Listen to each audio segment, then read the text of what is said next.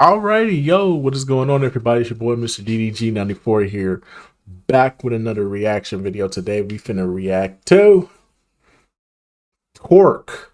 Y'all remember Torque, that movie with Ice Cube, and they was riding on motorcycles and shit? Some people get it confused with Biker Boys, not understand because, yeah, they was trying a little too hard to make Fast and the Furious clones, weren't they? They were trying too hard to make Fast and the Furious clones. Um, First there was Biker Boys, then there was Torque. Um, yeah, they tried super hard to make Fast and the Furious clones. Didn't work out. Didn't work out, not at all. Well, Disney almost pulled it off with Cars, but then they made Cars 2, so there goes that franchise. But anyways, though, without further ado, man, let's get right into this though. Fast and the Furious with motorcycles and why it failed. Shouldn't be that hard. It shouldn't be that hard at all. Hear me and hear me good, nigga. I'm here to double down. That shit is a two-pack of ass. The fuck are you talking about? That shit stinks. In 2004, Warner Brothers released a movie called Torque. When production began, they expected it to be The Fast and the Furious with motorcycles instead of cars. But the film's director went a completely different direction by turning it into an over-the-top action film with subtle comedic elements that also acted as a send-up or light parody of The Fast and the Furious. In today's episode, we're talking everything Torque, from its troubled production that led to a messy release to its status as a modern-day cult classic. Let's get into it. Heard you was up in Indochina eating sushi and shit. I thought sushi came from Japan. Know where sushi come from, nigga? In the early 2000s, movies like The Fast and the Furious, Too Fast, Too Furious, and Gone in 60 Seconds made a shitload of money at the box office. So of course, Warner Brothers wanted a piece of the action. But instead of producing another street racing movie with cars, Warner Brothers instead purchased a script from first-time screenwriter Matt Johnson for a movie called Torque. The film revolved around a biker named Kerry Ford, who returns home after spending 2 years in Thailand while on the run from a biker gang called the Hellions. The leader of that gang, Henry James, was played by the same actor who appeared as Vince in the Fast and the Furious franchise. Henry demands that Ford return some stolen bikes to him that also contain illegal drugs. But the plot thickens when Ford is framed for the murder of a character named Junior, whose older brother leads a gang called the Reapers. With those gangs and the FBI in full pursuit, Ford attempts to clear his name and settle things once and for all. Shortly after Warner Brothers purchased that script, additional writers were hired to rewrite portions of it, and Neil Moritz, who has produced every Fast and the Furious movie to date, was brought in to produce the film. But of course, without a director, you don't have a movie, and this is where Joseph Kahn comes in. When pre-production for Torque was happening, Joseph was just 30 years old, but had already directed some of the most iconic music videos of that time. As of the making of this video, he has over 150 credits on his IMDb page, which doesn't even include the massive amount of commercials this guy has worked on. Unbox the icons and turn up every moment with Frito-Lay Variety Packs. But production on Torque began in mid-July of 2002. I'm not going to bore you by going over the cast list for this movie, but Torque was definitely an ensemble film. This movie was stacked with a good mixture of both established and up-and-coming stars. Let's go. You have to pay for the gas. Oh, right.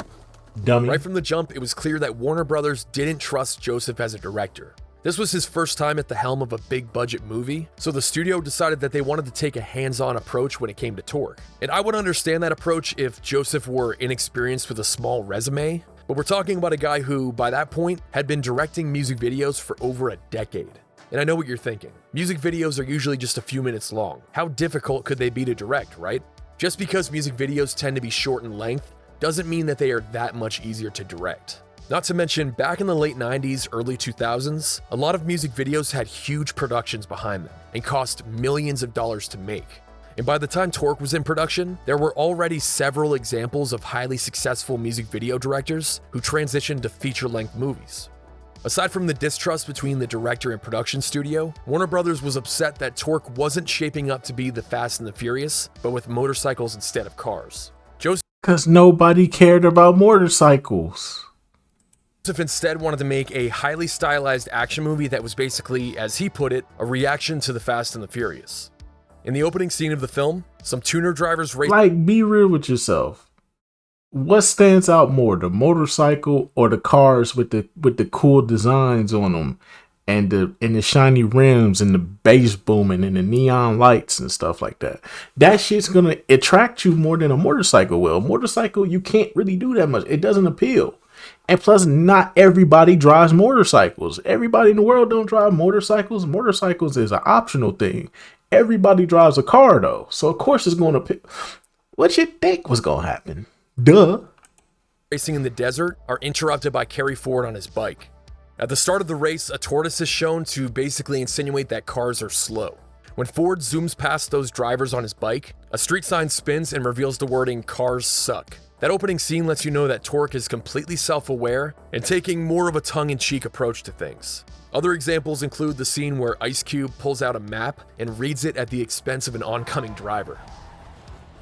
The part where Ford and Shane are racing, and he defies the laws of nature by somehow having enough time to dismount from his bike and lean on it in a cool-looking way. And of course, the over-the-top motorcycle duel that was subtly sponsored by Pepsi and Mountain Dew. Going somewhere? You want some of this, bitch? Oh, I thought you never asked. Another product placement gag happens when Val somehow manages to steal Dalton's bag of Doritos between bites. Torque sort of winks at the audience, whereas a movie like Superfast didn't pull any punches. That film acted as a straight-up parody of the Fast and the Furious in the same way that Scary Movie did with Scream. Although there is one particular moment in Torque that made no attempt at hiding the movie's intentions. I live my life a quarter mile at a time. I live my life a quarter mile at a time. Blatant. That is the dumbest thing I've ever heard. Blatant copyright infringement there. Blatant copyright infringement there. I'm like, what he say fuck me for? That is blatant copyright infringement. There's also a scene at the beginning of the movie that pokes fun at that one shot in The Fast and the Furious, where the camera is flying through an engine. But Joseph actually implemented that same shot into a Janet Jackson music video over 1 year before The Fast and the Furious even came out. The problem was, higher-ups at Warner Brothers didn't want Torque to be a send-up of the Fast and the Furious franchise. Joseph alleged that the studio would fax him rewritten script pages almost every morning while production was going on. Key figures at Warner Brothers didn't like how the movie was progressing and thought that the combination of action and comedy would never work. Nonetheless, production continued, and by all accounts, it was hot as balls on the set of Torque. We're talking about Southern California in the middle of July. Temperatures averaged at about 89 degrees Fahrenheit, with triple-digit temperatures up to 107 degrees on certain days of the shoot. And if you know anything about these motorcycle leathers, to say that they are unforgiving in warm weather would be an understatement. Apparently, the costume department rigged up some of the actors' tracksuits with a system of tubes that siphoned cold water underneath their leathers while shooting outdoor scenes. Faison Love, on the other hand, wasn't so lucky. He played a character named Sonny who spends like 90% of the movie in a black truck under the blazing desert sun, and apparently the air conditioning was too loud to run while filming, so he kept being told to cut the engine off. He got so hot, sweaty, and angry that he basically cussed everyone out and got fired from the movie. But he was almost immediately rehired because so many scenes had been shot with him already that instead of doing reshoots or editing him out of the movie, it made more financial sense to just bring him back and film the rest of his scenes. Faison. I'm hot. Like this line. The AC was on this day, so everything was cool. Despite studio interference, scorching hot temperatures, and a little bit of on-set drama, production was eventually completed. But if you've ever seen Torque, you know that this movie was actually very much a visual effects showcase for its time. The movie definitely had its fair share of grounded stunt work, but Joseph Kahn had a lot of ideas that just weren't possible through real-life stunts. The Torque DVD includes some mock-ups of computer-generated stunts that eventually became fully realized. And it's really crazy to see one of the coolest scenes in the movie go from what looks like a Sega Saturn game to the finished product that you're looking at right now. The studio was given a rough cut of Torque before post-production began. Unsurprisingly, they were not happy with that early cut, so a few cast members were forced to come back for reshoots about 6 months after production wrapped. As far as I can tell, the scenes from those reshoots are the fight scene between Kerry Ford and the tuner drivers at the beginning, the superbike chase towards the end of the movie, and the final conversation between Ford and Shane before the credits roll. But if you know anything about the theatrical release of Torque, you know that those reshoots weren't enough to save this movie. I purposely haven't mentioned Biker Boys up to this point because on top of the fact that they both revolved around motorcycle racing, Torque and Biker Boys had a lot in common. Like I said, production for Torque began in mid-July of 2002, and filming took place in various parts of Southern California. whereas Biker Boys began filming in late July of 2002 in, you guessed it, various parts of Southern California. Faison Love revealed that there was a day where both movies were even shooting in the same location. Not to mention, both films have a scene that was shot on the 6th Street Bridge in downtown Los Angeles. Even though Biker Boys started shooting shortly after Torque, filming and post-production was a lot quicker on that movie, and Biker Boys ended up releasing in January of 2003. Warner Brothers originally scheduled Torque for release in March of 2003, but to avoid saturating the market, they decided to hold off on releasing it until January 16, 2004. Here in the United States, January is often referred to as dump month, because after the holidays hit, people are usually pretty strapped for cash and therefore less likely to spend money on movie tickets. Because of those factors, Torque, which was made on a budget of $40 million, only took in $21 million in the United States, with a worldwide total of $46 million. Simply put, Torque was a box office bomb. I've already hammered it into your head that Torque was meant to be a tongue-in-cheek parody of the street racing subgenre. But in a 2018 interview with Vanity Fair, Joseph Kahn himself described the film as a funny bike movie starring Ice Cube that's also inspired by Akira and other anime. As appealing as that might sound, Warner Brothers frankly had no fucking clue what they were doing when they marketed this thing. I dug up a bunch of different trailers and TV commercials for Torque, and none of them reflect the film in a good way. I honestly don't blame people for skipping out on the movie when it was in theaters, because the marketing made it look like a terrible Fast and the Furious ripoff with motorcycles that just takes itself way too seriously. Moviegoing audiences saw those trailers and expected something much different than what they received. Film critics also had a lot of problems with Torque. Out of the 116 reviews on the movie's Rotten Tomatoes page, 90 of them are negative and only 26 of them are positive. Pretty much every positive review mentioned the self-aware nature of Torque and praised it as a send-up of other street racing movies. But Joseph Kahn later admitted that the studio's instincts were correct, stating, "Torque was just a bad match of material and director. The studio wanted a serious movie, and I wanted a comedy." As time goes by, more and more people have discovered Torque and go into the film with a better understanding of what it was trying to achieve. I purposely didn't spoil a lot of the movie in this video because I implore anyone who hasn't seen Torque to check it out. I only just watched it for the first time a few years back, which is a testament to how bad the marketing was for this film. I was 12 years old when Torque hit theaters. I was part of the target audience and should have been aware of its existence. I would have absolutely loved this movie when I was that age. Fast bike, huh? Yeah, sometimes. But even now, I appreciate that Joseph Kahn basically took the game Road Rash and turned it into a movie, specifically the 1996 version that came out on PC. That game even had the band Monster Magnet on its soundtrack, and they make an appearance in Torque during the biker bar scene. Ironically, Torque did sort of receive a video game adaptation. Warner Brothers released a promotional tie-in game in late 2003 called Maximum Torque. This was a free low-budget game, so it was unsurprisingly really bad. I also wanted to mention that there's a really cool nod to the movie Duel in the first act of the movie. The red Plymouth Valiant and the Peterbilt tanker truck make a quick appearance during a chase scene.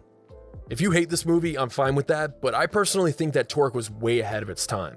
You need to remember that when this movie hit theaters, there were only 2 Fast and Furious films in existence. And they both were shitting on this movie. What I'm getting at is Fast and Furious fatigue hadn't really set in yet. I have nothing against anyone who enjoys the Fast franchise. More power to you. But even though these movies make a shitload of money, a lot of people have grown tired of them. I think that if Torque had been made just a few years later, the studio had enough confidence in the film's director to just let him have creative control, and the marketing leaned into the humorous parody aspects of the film, it would have received a much better reception. Especially if it had come out around the same time as Scott Pilgrim, which I'm only bringing up because Torque sort of weirdly reminded me of that movie at times, especially with its visual style. But the movie also has Ice Cube right before he started doing family-friendly comedies. Adam Scott plays an FBI agent years before Step Brothers rocketed him into another level of success. Jamie Presley and Eddie Steeples, who played Crabman and Joy in My Name is Earl, appear in this movie a few years before that show even came out. And you get to see Dane Cook get punched in the face by a biker. If you go into Torque with a good mindset, you'll be rewarded with one of the most entertaining action movies of the mid-2000s. Trust me. And I'm not just saying this to fuel the algorithm, but comment down below if you're a fan of Torque, especially. Not at all. This movie was not good. I remember this movie. This movie was not good. They played the shit out of this goddamn movie on HBO. I remember HBO used to play the shit out this fucking movie, dog. Warner Brothers was trying their damnedest to get their money back on this one. It was like, watch it on HBO. It's on HBO. Don't you like it? Go buy the DVD. It's like, why would I watch it? You keep putting it on every fucking 3 hours on HBO. Oh my goodness. They would not let this movie go for shit. But anyways, though, that's just gonna about do it for this one, man. Yeah, this movie was all over the place. Plus, it was unrealistic too. It was very unrealistic. The scene with the two girls on the motorcycle fighting each other. That shit was too. I was like, man, y'all gonna swear to this bullshit. Y'all get this bullshit on up out my face, man.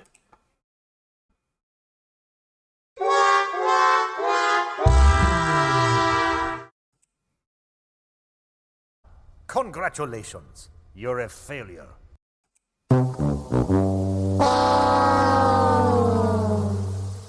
Anyway, so that's just gonna about do it for this one, man. I will see you all in the next video. Till then, peace out. Hear me and hear me good, nigga. I'm here to double down. That shit is a 2-pack of ass. The fuck are you talking about? That shit stinks.